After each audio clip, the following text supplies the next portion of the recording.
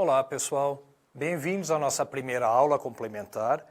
E essa aula complementar não tem texto na apostila como as aulas regulares. Essa aula, Introdução à Bilatéria, ela se justifica porque aqui nós temos o aparecimento de uma série de sistemas, dos quais falaremos depois nos filos, mas que é importante que vocês tenham a definição conceitual do que é cada sistema e dos diferentes tipos.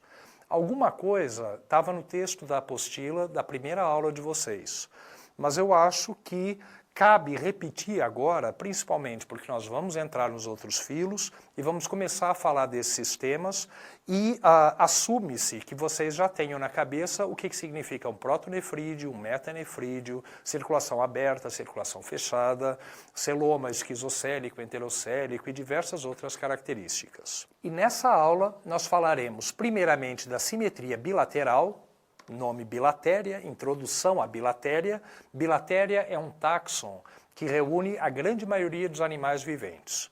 Então, segundo alguns autores, os animais triblásticos, que têm os três tecidos embrionários, ecto, endo e mesoderme, dividem-se em ctenófora, que ainda tem simetria radial, e os demais que têm simetria bilateral.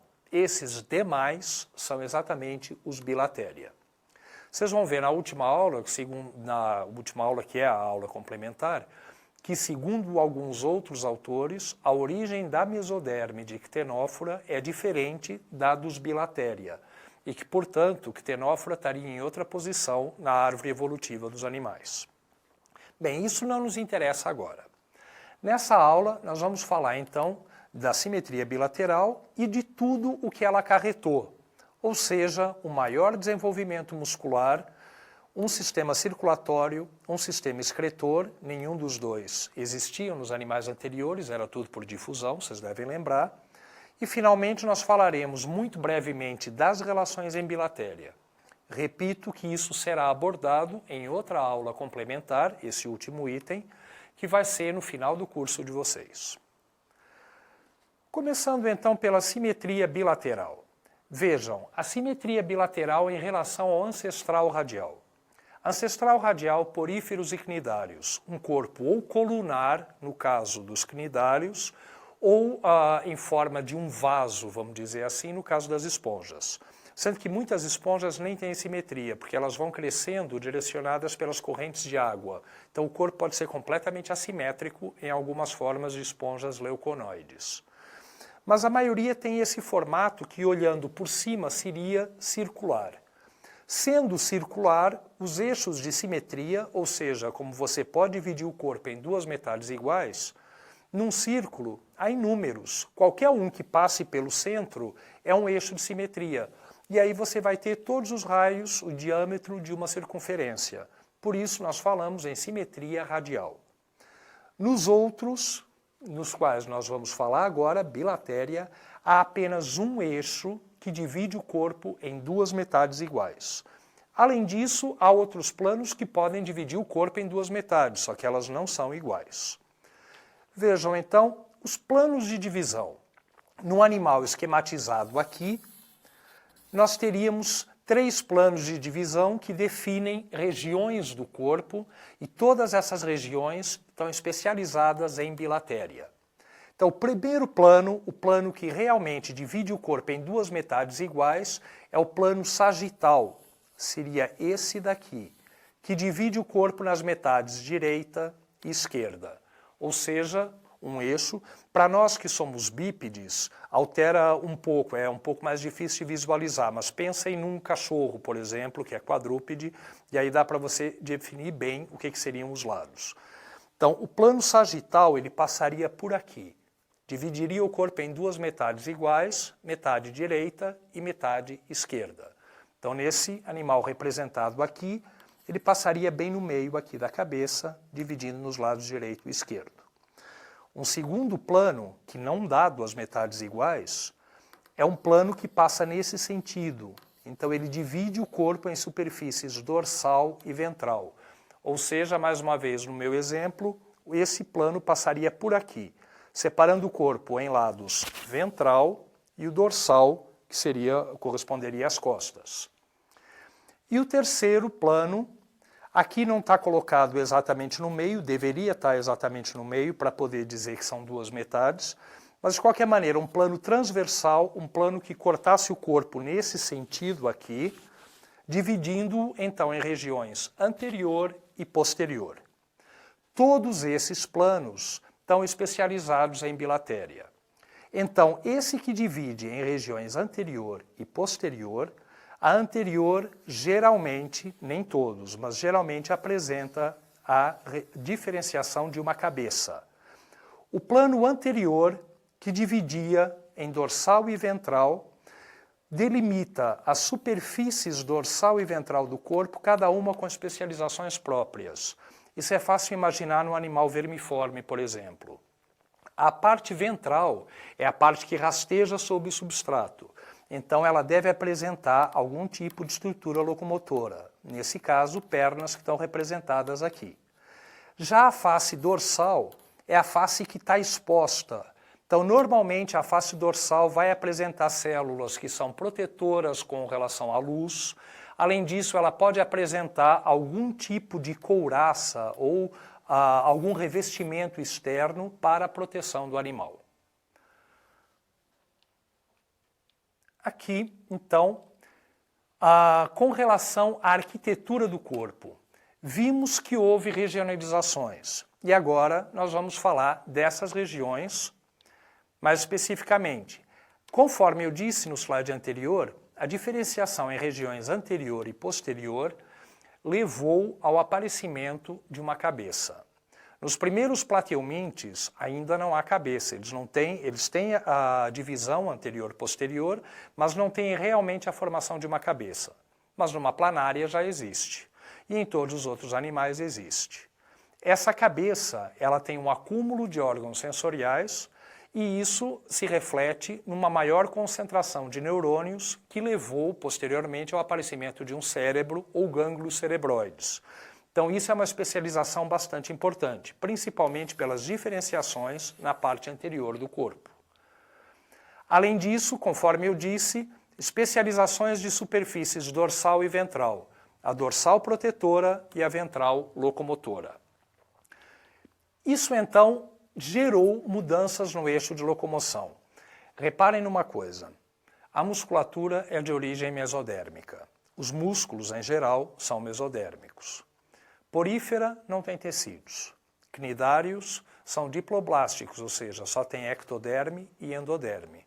Portanto, nenhum dos animais, exceto triblástica, tem musculatura verdadeira. No caso de cnidários, vocês sabem que há células contráteis, aquelas células epitélio musculares. E na gastroderme também. Só que essa musculatura, ela não é homóloga à musculatura dos demais animais. Musculatura verdadeira aparece com o mesoderme e, portanto, aparece em ctenófora. Só que no caso dos ctenóforos, a locomoção dá-se por pentes ciliares que batem ao longo do corpo. É um filo que vocês não vão estudar aqui, mas ctenóforos assemelham-se bastante a medusas, só que com essas diferenças. E a locomoção, então, ela é ciliar. Os músculos eles estão envolvidos mais para a captura do alimento. Então, os ctenóforos não desenvolveram ainda toda a variedade de músculos que os bilatéria têm. Já em bilatéria, não. Em bilatéria, há o aparecimento de musculatura. Isso muda tudo na história evolutiva desses animais. Enquanto poríferos e cnidários dependiam que as correntes de água trouxessem o alimento para eles, agora, com músculos verdadeiros, esses animais podem se deslocar e ir efetivamente atrás do alimento. Aí alguém pode pensar, mas em cnidários, tudo bem, o pólipo é séssil, ele pode até se deslocar, dependendo do grupo, pode se arrastar um pouco no substrato, mas é sempre um movimento muito limitado. Mas a medusa não, a medusa pulsa na coluna d'água, a medusa nada mesmo. É verdade, a medusa nada, mas reparem que a medusa só nada no sentido vertical, ela pulsa, sobe e depois ela vai descendo, caindo. E aí ela pulsa de novo. O movimento horizontal ocorre? Sim, mas o movimento horizontal ocorre graças às correntes de água e não à musculatura da medusa.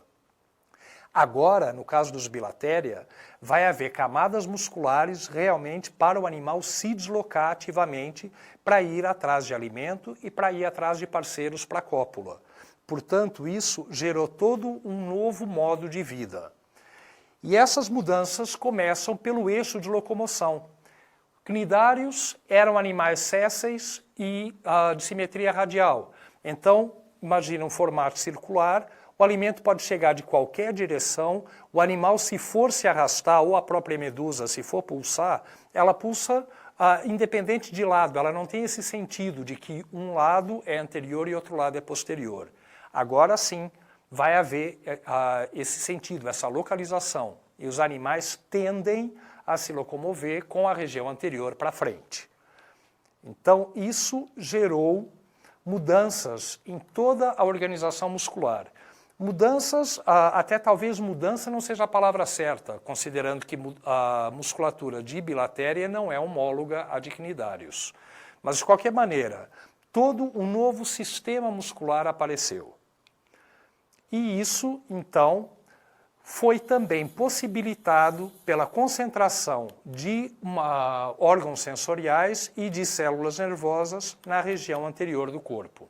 Então, graças a estímulos nervosos vindos do cérebro ou de um sistema nervoso central ou mais centralizado, foi possível toda essa mudança muscular e as mudanças no eixo de locomoção desses animais que os fizeram sair ativamente para capturar alimento e procurar parceiros para a cópula. E, além disso, toda essa musculatura, todas essas novas camadas musculares geraram um aumento no volume corporal do animal. Então, enquanto os outros animais eram animais pequenos, ou no caso de alguns cnidários, há anêmonas que podem ter mais de 1,5 m de diâmetro. São animais grandes. Mas lembrem-se, essas anêmonas, a parede do corpo delas, ela é relativamente fina, porque lá dentro tem uma cavidade gastrovascular que é preenchida por água do mar e as próprias secreções do animal, mas de qualquer maneira, a parede do corpo, a distância dela para o meio externo ou para o interior da cavidade gastrovascular é sempre muito pequena. Já nesses animais bilaterais, não. E isso gerou também uma série de mudanças na própria organização do corpo deles, com o desenvolvimento de sistema circulatório, excretor e respiratório. Por quê? Porque antes os cnidários e os poríferos poderiam retirar o oxigênio diretamente da água do mar e eliminar o gás carbônico e eliminar também os resíduos nitrogenados diretamente nessa água. O corpo de esponjas é todo preenchido por aquele sistema de canais. Então a água do mar circula muito próximo a cada célula. Então a difusão ela é bastante facilitada.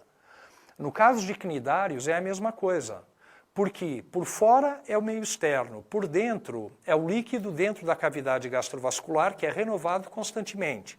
Então também vai haver um fluxo de água. Com isso, todas as células estão relativamente próximas a uma fonte de oxigênio e a um local onde elas possam eliminar o gás carbônico e os excretas nitrogenados. Agora, no caso dos animais bilaterais, não. Então, há um volume maior corporal, há uma musculatura muito mais desenvolvida, ou até, se preferirem, há uma musculatura desenvolvida.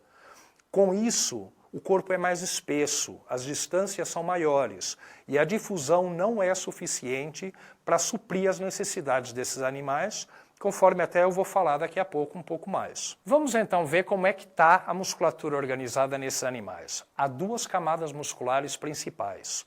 Outras podem estar presentes, mas a maioria dos animais bilaterais vai apresentar uma camada de musculatura circular, dando a volta inteira no corpo, que é externa, ela é colada à lâmina basal da epiderme ou à derme, se ela estiver presente, e mais internamente vai haver fibras no sentido antero-posterior, que são fibras de musculatura longitudinal.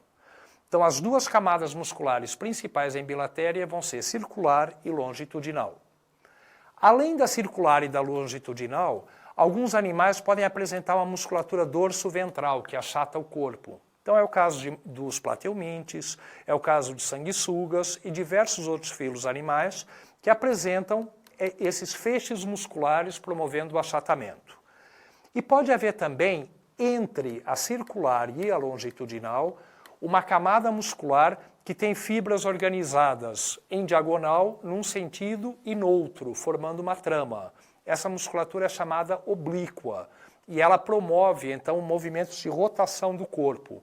Rotação que uma planária tem, rotação que um poliqueta tem e diversos outros animais. Então, essas camadas podem também estar presentes. Mas as principais são a longitudinal, várias fibras ao longo do corpo, e a circular, também várias fibras ao longo do corpo. Musculatura circular externa, longitudinal interna, conforme vocês podem ver também nos desenhos representados aqui. Então nós temos 3 formas possíveis de corpo, dependendo dos estados da musculatura. Então, quando o músculo circular está contraído, essa musculatura circular, então ela diminui o calibre do corpo e obrigatoriamente o corpo deve se alongar.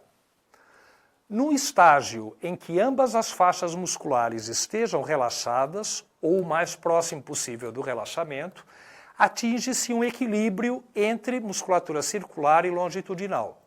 E com isso, então, nós dizemos que ambas estão relaxadas e que esse seria o tamanho do animal. Mas ele pode encurtar o corpo contraindo a musculatura longitudinal. E dessa maneira, se ele contrai a longitudinal, ele deve distender a circular, porque se o corpo fica mais curto, obrigatoriamente ele deve ficar mais um diâmetro maior, mais grosso. E as faixas musculares estão então representadas aqui em corte transversal, a circular por fora, a longitudinal por dentro. Eu acredito que isso faça sentido para vocês, só que estamos esquecendo de uma coisa que eu ainda não mencionei e que sem a qual nada disso é efetivo, isso não serve para nada. É a presença de alguma cavidade interna preenchida por líquido. A musculatura longitudinal se contraindo, ela vai dilatar o corpo, mas única e exclusivamente se o volume corporal permanecer constante. Porque senão, o animal simplesmente contrai e distende sem que haja qualquer modificação nas outras musculaturas. É necessário que o volume corporal seja mantido constante. E para que esse volume seja mantido constante, isso só ocorre se houver dentro do animal uma cavidade preenchida por líquido. É a mesma coisa que você pegar um saco plástico fechado, vamos dizer, e parcialmente cheio com água. Se você aperta nesse sentido, a água vai sair para os lados. Então, contração da circular promove distensão da longitudinal. Se você comprime nesse sentido, o saco vai aumentar de altura. Contração da longitudinal, dilatação da circular. Mas isso por causa da água que está dentro, porque a água, o volume dela é mantido constante. Se não houvesse água dentro, é só você pegar um saco plástico vazio. Você pode esmagar do jeito que você quiser, que isso não vai promover absolutamente nenhuma mudança. Então, tudo isso só é efetivo, repito, na presença de uma cavidade corporal preenchida por líquido. Que cavidade é essa? Pode ser um celoma, pode ser um pseudoceloma. Aí alguém pensa, e plateumintes que são acelomados. Nos plateumintes, o parênquima é frouxo e há bastante fluido entre ele. Então, da mesma maneira, o corpo acaba tendo um sistema preenchido por fluido que permite a manutenção de um volume. Limitações impostas por esse maior volume corporal, maior volume pela musculatura. Conforme eu disse agora há pouco, a relação superfície-volume ela é altamente dependente de um processo chamado difusão. Vejam, essa relação superfície-volume ela é muito instável. Por quê? Porque a superfície é medida ao quadrado, a unidade de medida é ao quadrado, enquanto o volume é ao cubo. Ou seja, para você aumentar a área de superfície de um animal, isso vai aumentando ao quadrado, mas o volume interno dele aumenta ao cubo, o que faz com que as distâncias dentro dele sejam muito maiores para que possa haver difusão. Então, nós temos aqui, por exemplo, um esquema que diz que 1 milímetro é a distância máxima de difusão. Vejam, isso varia muito dependendo da molécula, dependendo do tamanho dela, peso molecular e etc. E até afinidade por algum solvente ou alguma outra substância. Mas, de maneira geral, a gente pode assumir esse 1 milímetro como distância padrão. Por quê? Porque, por exemplo, num animal que tenha uma circulação vindo por dentro ou algum tipo que dá uma fonte de oxigênio e de nutrientes de dois lados, um lado colabora com meio milímetro, o outro lado com meio milímetro, e aí nós temos uma difusão bastante eficiente. O máximo que vai haver, então, de penetração para poder suprir necessidades seria questão de 1 milímetro. Meio milímetro é a distância em que todas as células elas vão estar absolutamente supridas e não seria necessário mais nada senão a difusão. Além de meio milímetro, já começa a haver problemas. E mais de 1 milímetro, aí é impossível. A difusão realmente não consegue dar conta. Então, os animais, eles seguiram algumas linhas evolutivas. Uns se especializaram para ter um tamanho extremamente pequeno. E dessa maneira, a difusão ser suficiente para suprir todas as necessidades deles. Outros achataram o corpo, como é o caso de plateumintes. Então, com esse corpo mais achatado, as distâncias de difusão são muito pequenas, de maneira que o animal pode sobreviver baseado apenas nesse processo. Mas a maioria, então vocês veem duas formas aqui de corpo achatado, mas a maioria o que fez foi exatamente apresentar ou desenvolver sistemas de circulação internos, para que cada célula acabe ficando próximo de alguma fonte, para que haja realmente condições de suprir as demandas metabólicas delas. Isso implica na presença de um sistema circulatório, de alguma maneira, um sistema de fluido que circule pelo corpo inteiro e que possa distribuir nutrientes e que possa levar oxigênio e que possa remover gás carbônico, e também um sistema excretor para poder eliminar os resíduos da digestão intracelular, que além do gás carbônico produz normalmente compostos nitrogenados, que na maioria das formas é a amônia, mas também pode se encontrar como ureia ou ácido úrico. Então, os sistemas excretor e circulatório, eles foram uma condição fundamental para o desenvolvimento de formas de vida com corpos maiores do que os anteriores. Sistema circulatório. Há duas formas de sistema circulatório. Basicamente, a função dele seria a integração do corpo através do transporte de gases, oxigênio e gás carbônico, metabólitos, então os nutrientes que as células vão precisar e outras substâncias quaisquer, pode ser hormônios, pode ser uma série de produtos químicos, e catabólitos, que são os resíduos produzidos pelas células, o gás carbônico, os excretas nitrogenados e outros. Então, o sistema circulatório tem a função de distribuir essas substâncias de maneira que todas as células sejam supridas de alimento e de oxigênio e que possam também eliminar os seus resíduos. Em adultos de animais grandes e celomados, vai haver dois sistemas circulatórios, não apenas um. Um é o sistema celômico, então a cavidade celômica ou pseudoceloma, naqueles animais que não têm celoma verdadeiro, ela vai ter função circulatória. Por quê? Porque essa cavidade ela é preenchida por líquido e as células que revestem a cavidade, trata-se de um epitélio ciliado, então o batimento constante desses cílios faz com que o líquido esteja em constante movimento e dessa maneira possa distribuir nutrientes, levar oxigênio e etc. Mas além do sistema celômico, muitos apresentam também o sistema hemal, que seria um sistema de vasos sanguíneos. E nós vamos ver que o sistema hemal pode ser aberto ou fechado. O sistema circulatório está ausente em alguns grupos e em larvas de outros, nos quais ele é substituído por aquela cavidade primária, então que seria a blastocela que se forma no desenvolvimento embrionário. Seria uma blastocela persistente no adulto. Com relação, então, às cavidades corporais, já que eu estou falando de um sistema celômico também, nós temos três condições. A condição de plateumintes é dita acelomada. Nesses animais, vejam, a epiderme ela é derivada da ectoderme, forma todo o revestimento externo. A endoderme limita-se ao tubo digestivo, forma então a parede do intestino desses animais. E todo o espaço entre ecto e endoderme vai ser preenchido pela mesoderme. Só que no caso dos animais acelomados, como os plateumintes, essa mesoderme vai formar um parênquima frouxo e preenchido por líquido aqui nos interstícios. Então, acaba sendo aquele sistema que eu falei que permite a manutenção de um volume. Uma segunda condição seria a condição pseudocelomada. Vejam, aqui a ectoderme continua por fora, a endoderme continua por dentro, a mesoderme está no meio, mas forma uma camada muito fina de musculatura e há uma grande cavidade corporal. Essa cavidade é um pseudoceloma. Por que que é um pseudoceloma e não um celoma verdadeiro? Porque essa cavidade é revestida de um lado por endoderme e do outro lado por mesoderme.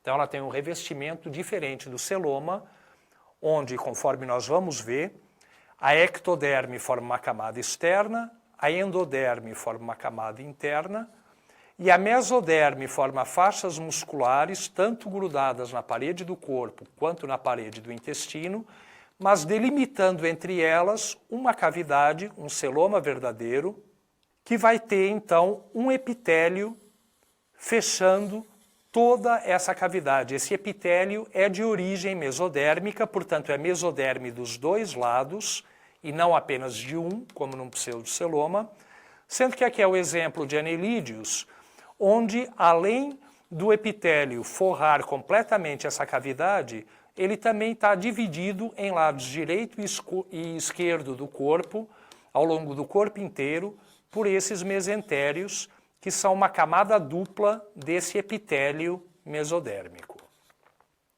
Então, essa é a condição encontrada na maioria dos animais, que é a presença de um celoma. Vocês provavelmente estudaram no colégio que havia uma sequência evolutiva lógica de acelomados para pseudocelomados até chegar à condição mais derivada, que seriam os celomados. Olha, pode até ser lógico pensar na evolução ocorrendo nesse sentido, mas não é verdadeiro. O que a gente verifica nos animais é que tanto os acelomados quanto os que têm pseudoceloma derivam de ancestrais que já tinham um celoma verdadeiro. Então, no que nós vemos na árvore evolutiva dos animais hoje, é que ambas as condições, acelomados e pseudocelomados, ao invés de serem basais, ou primitivas, entre aspas, se preferirem, elas são condições derivadas ou evoluídas, porque o ancestral era dessa maneira.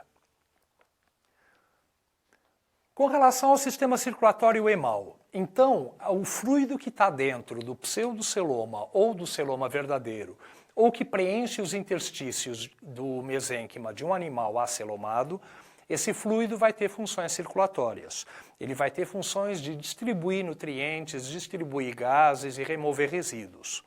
Mas, além dele, muitos animais apresentam um sistema de vasos mesmo, que é o sistema emal. E esse sistema emal, no caso dos invertebrados, ele vai ser delimitado pela lâmina basal de dois epitélios.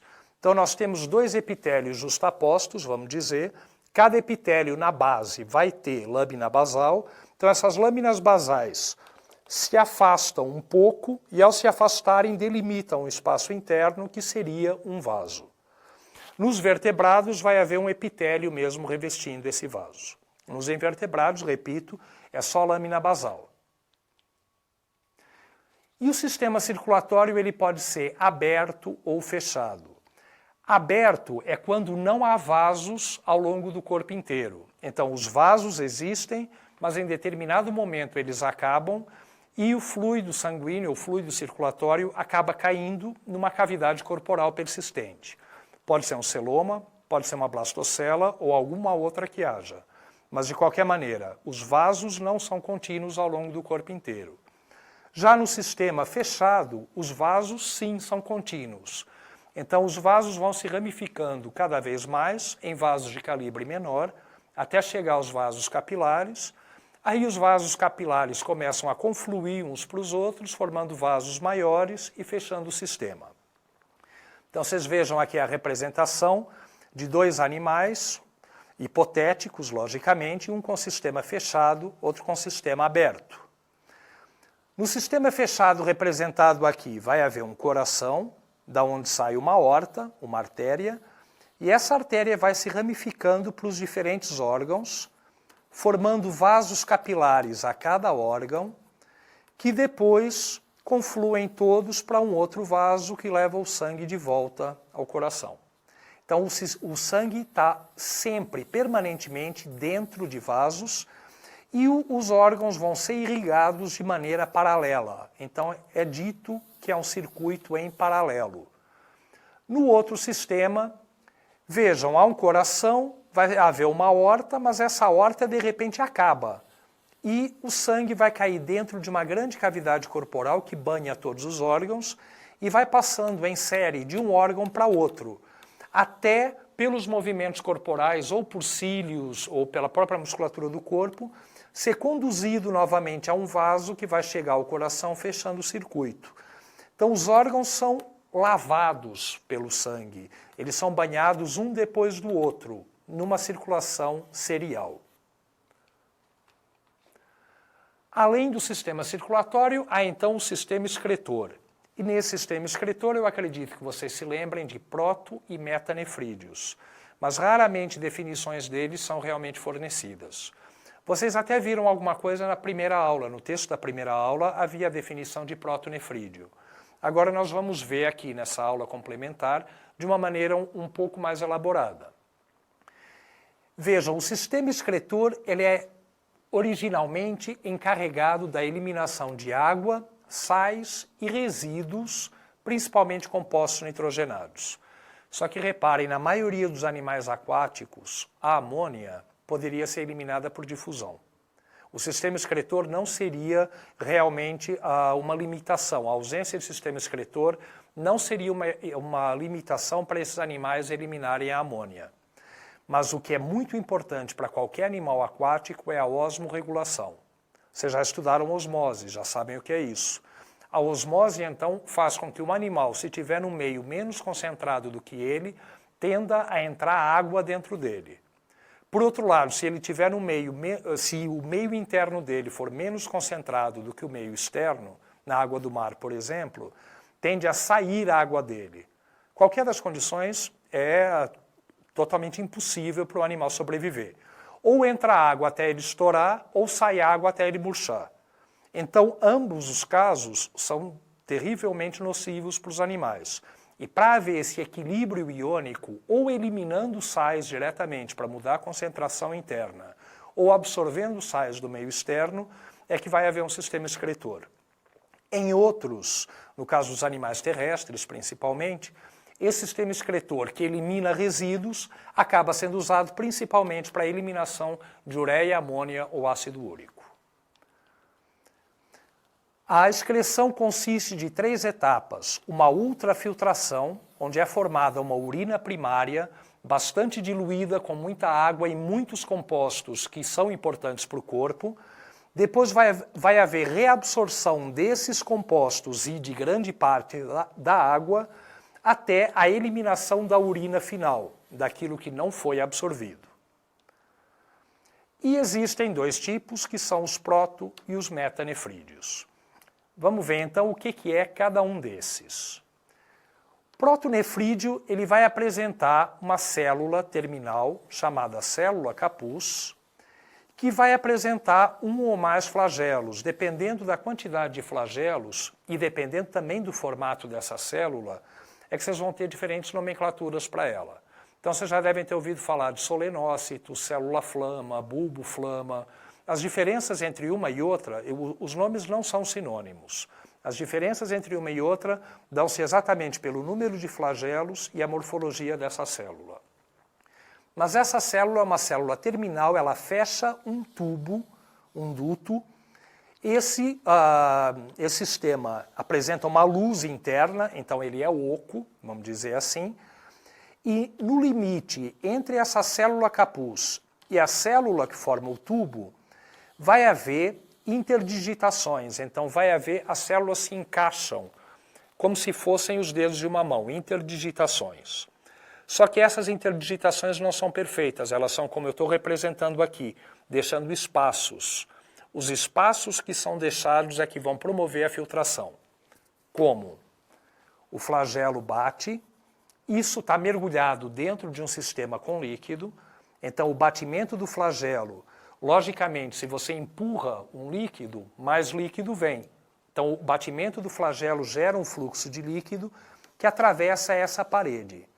Ao atravessar essa parede, vai haver a ultrafiltração nesses espaços que tem nas interdigitações. Isso forma como se fosse uma malha, como se fosse uma peneira. E vai realmente filtrar de maneira a absorver as substâncias tóxicas e a água. Tudo isso vai ser conduzido aqui para dentro desse tubo nefridial. Depois, ao longo desse tubo, vai haver a reabsorção de substâncias e da água até a produção da urina final, que é eliminada. No caso do metanefrídeo, vai haver também uma estrutura ciliada responsável pelo movimento de um líquido e esse movimento faz com que o líquido entre dentro do nefrostômio. Ao entrar dentro do nefróstomo ou nefrostômio, são sinônimos. Ao entrar aqui dentro desse duto, vai haver a reabsorção de substâncias, pode haver secreção de algumas outras, até produzir uma urina final que é eliminada pelo nefridióporo. Reparem, no caso do protonefrídeo, eu falei para vocês que a ultrafiltração ocorria aqui. No caso do metanefrídeo, a ultrafiltração ocorre em outra parte do corpo, como nós vamos ver na sequência. Mas essa estrutura é encarregada apenas da reabsorção para a produção da urina final. Então, no caso de protonefrídeos, vejam, essas células estão mergulhadas dentro da cavidade corporal ou dentro de um sistema circulatório, se ele estiver presente.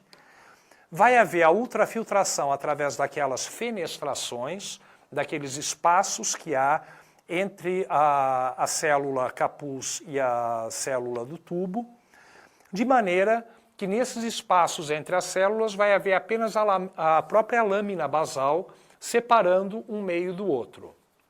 As substâncias passam através dessa lâmina basal e, ao passarem, é produzida então uma urina primária que vai circular ao longo desse duto. Ao longo desse caminho, novas substâncias, ou as substâncias vão sendo reabsorvidas, outras podem ser secretadas em alguns casos, mas isso é mais raro nos protonefrídeos, até a produção da urina final. Geralmente, o que é mais absorvido é a água, mas glicose também é muito absorvida, vitaminas e uma série de outras moléculas. Então, no caso do protonefrídeo, tanto a ultrafiltração quanto a reabsorção ocorrem na própria estrutura. Já nos metanefrídeos, vejam aqui, os metanefrídeos eles dependem da presença de um sistema circulatório hemal. O metanefrídeo é o local, como eu disse agora há pouco, onde vão ocorrer a reabsorção e a secreção de substâncias, até a produção da urina final. Mas a ultrafiltração não ocorre no metanefrídeo. A ultrafiltração ela vai ocorrer no vaso sanguíneo. E ela vai ocorrer no vaso sanguíneo como? A parede do vaso sanguíneo, repito, é apenas a lâmina basal de dois epitélios, no caso de invertebrados. Falei isso agora há pouco. Mas além dessa lâmina basal, pode haver em algumas regiões do vaso, somente em algumas e somente em alguns vasos, pode haver células que também formam esse sistema de interdigitações, deixando espaços que vão servir como uma peneira, como uma malha. Essas células com esse formato e com essa rede são chamadas de podócitos. Nelas vai ocorrer a ultrafiltração. Então o sangue vem com pressão dentro do vaso. Ao chegar a esse espaço onde há essa malha, muitas substâncias vão passar, vão sair de dentro do vaso sanguíneo e vão mergulhar dentro do celoma, ou da cavidade do corpo, qualquer que seja a natureza.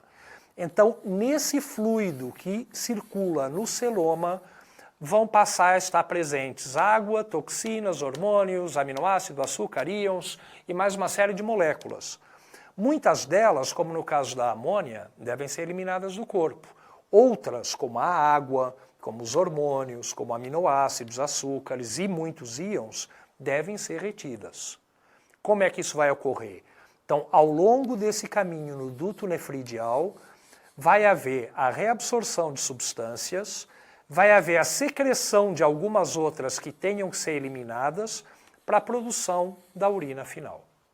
E dessa maneira nós temos então os dois tipos de sistema excretor, proto e metanefridial.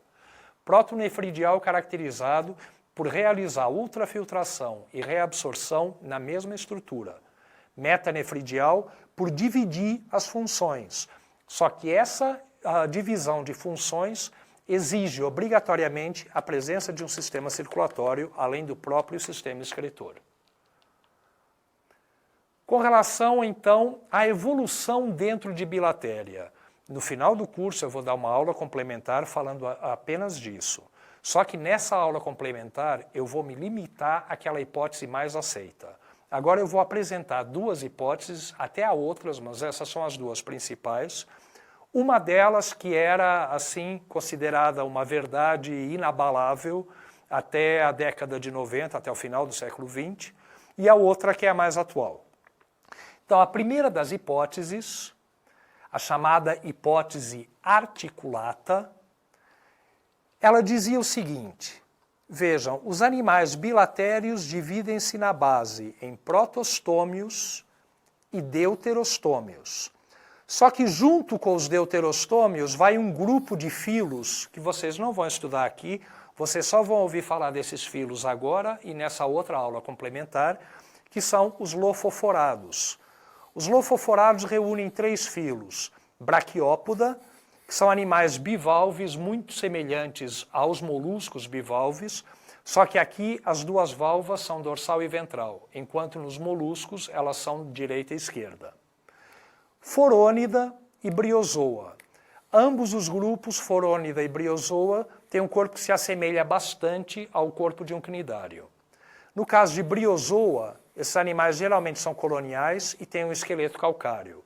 Os forônidos são animais mais raros, mas eles também apresentam uma cutícula externa. Então, todos os lofoforados apresentam algum tipo de exoesqueleto, ou a cutícula, ou as valvas, ou o próprio esqueleto calcáreo. E, além disso, o que o nome do grupo diz é que há um lofóforo. Esse lofóforo é um sistema de tentáculos responsável pela filtração de partículas para a alimentação, e esse sistema é oco, preenchido por um celoma. Então, esses animais são celomados e têm essa estrutura para capturar alimento. A posição dos lofoforados varia muito dependendo de quem está considerando. Vocês veem que nessa hipótese, os lofoforados estão junto com deuterostômia, num clado que é chamado de lofodeuterostômia. Na outra hipótese, que eu vou falar daqui a pouco, vocês vão ver que a posição deles é bastante diferente. Bem, além dos lofodeuterostômia, nós temos então os protostômios.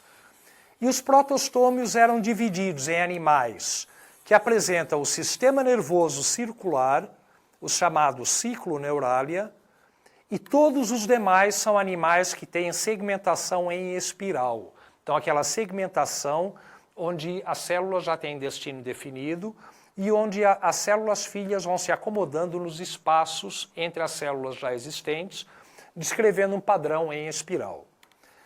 Dentro de Espiralia, nós temos, então, os plateumintes como grupo irmão dos demais filos, mas o importante da gente ver aqui é a existência de um táxon articulata, que é exatamente o que dá o nome a essa hipótese, e esse táxon articulata reúne os anelídeos e os panartrópoda.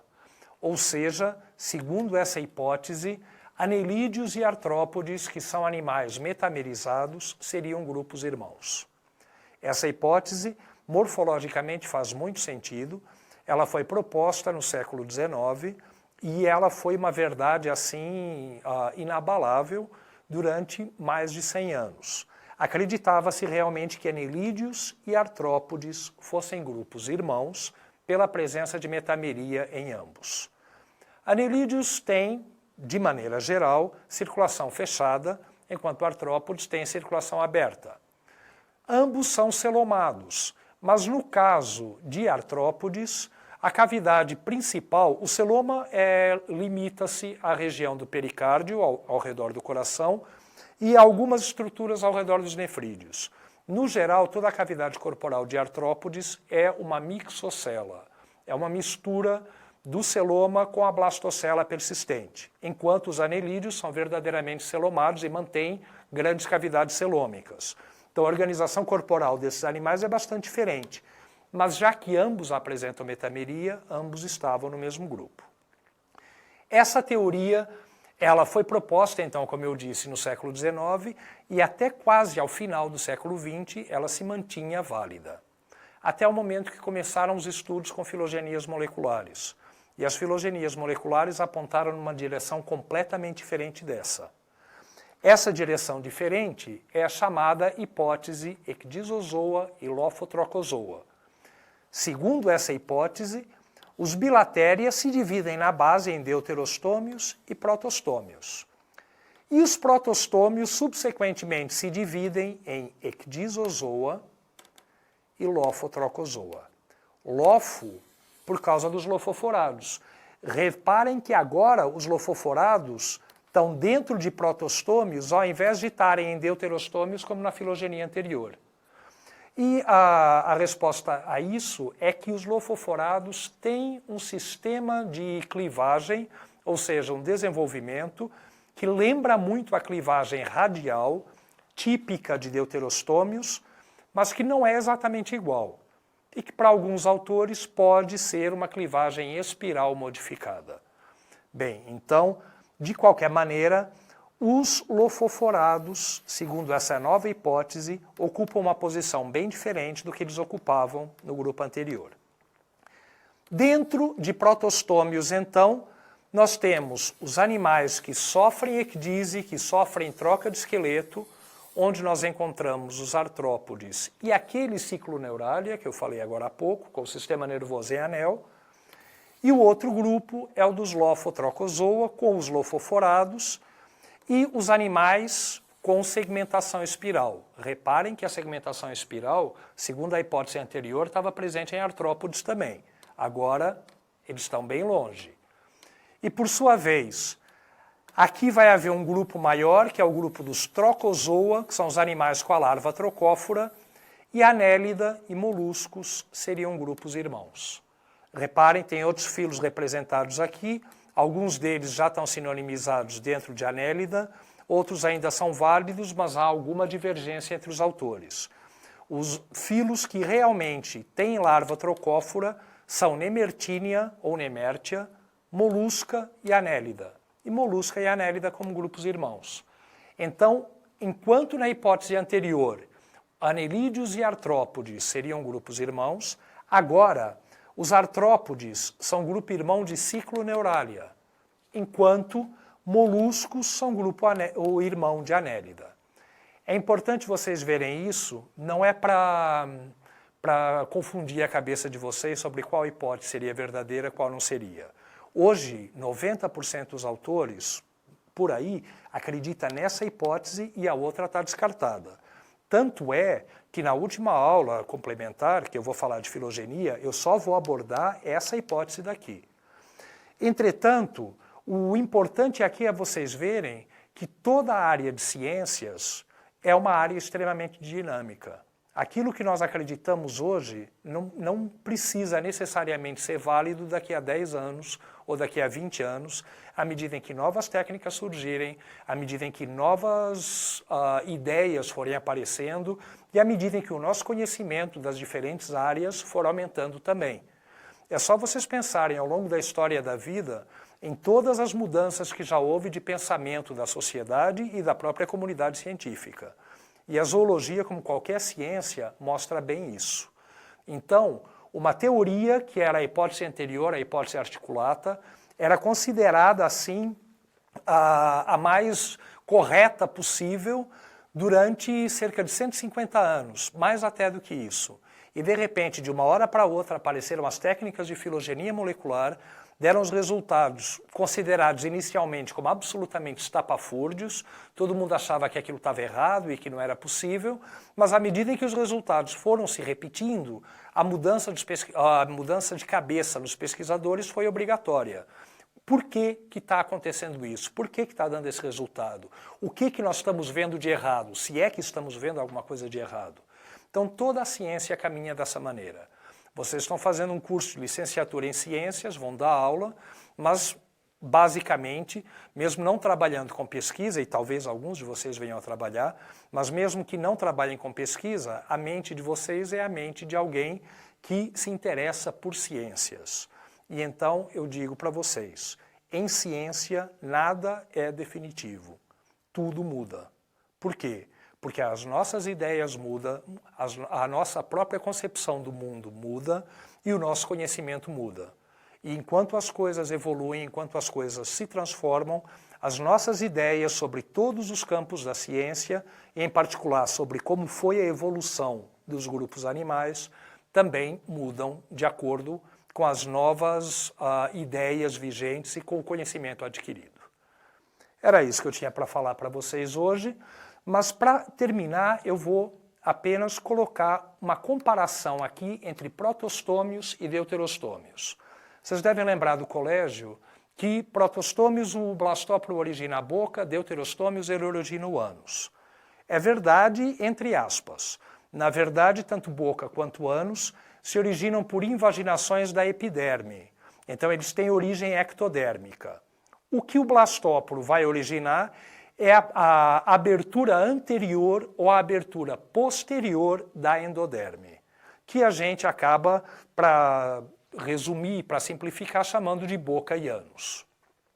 Mas há muito mais diferenças do que essas.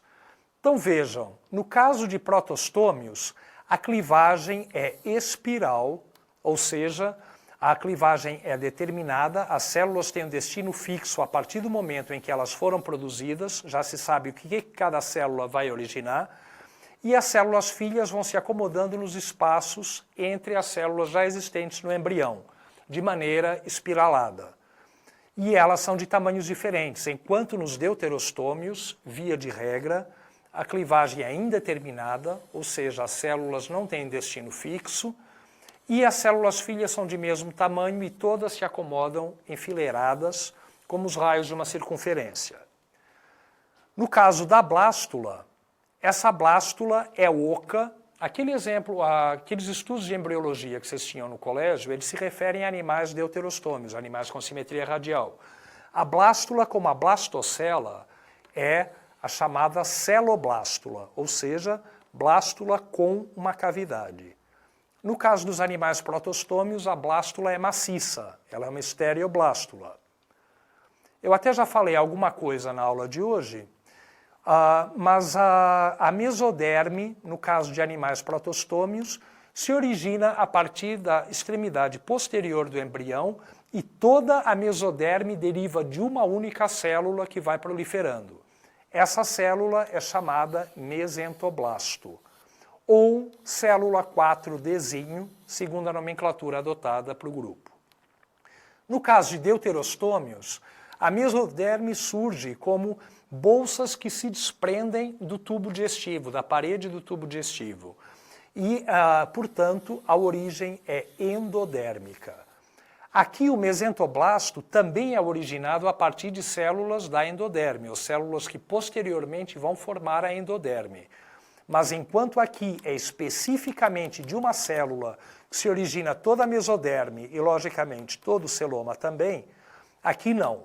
Aqui são bolsas com muitas células que se desprendem da parede do tubo digestivo. Sendo que aqui o celoma, que é a próxima parte, vai se originar do tubo digestivo, então enteron de intestino, e o celoma de deuterostômios é dividido em 3 cavidades: protocela, mesocela e metacela. Sempre os deuterostômios apresentam essas 3 cavidades celômicas, embora alguma delas possa regredir. Enquanto nos protostômios, o celoma se forma a partir da extremidade posterior do embrião, como eu falei, a partir da mesoderme que se origina do mesentoblasto, sempre na parte posterior do embrião, e podem se formar também bolsas sucessivas, no caso de anelídeos, com a contínua produção de novas câmaras celômicas. O blastóporo, entre aspas, origina boca e ânus, em protostômios e deuterostômios, e só para citar alguns exemplos, então em protostômios nós temos plateumintes, que logicamente não tem celoma, mas todo o resto se mantém, temos os lofoforados, de acordo com a hipótese atual, Nemértia, aqui me esqueci de uma vírgula, molusca, anélida, isso inclui tanto sipúncula quanto equiura, que em alguns livros vocês ainda vão achar como filos válidos, e os próprios artrópodes.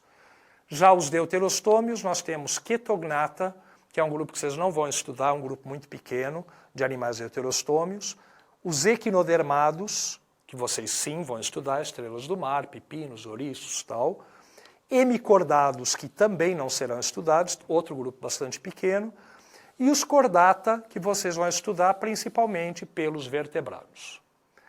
É isso então, pessoal. Agradeço bastante a atenção de vocês e espero que vocês tenham aprendido os conteúdos dessa aula. Continuem com a gente que mais aulas serão apresentadas.